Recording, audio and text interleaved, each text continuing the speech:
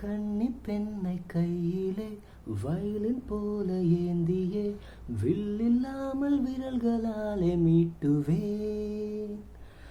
இன்பராகம் என்னவென்று காட்டுவேன். சுட சுட சுகங்களை கொடுக்கலாம் என் காதல் தேவதை. தொட தொட சிரிப்பினால் தெளிக்கலாம் என் மீது பூமலை.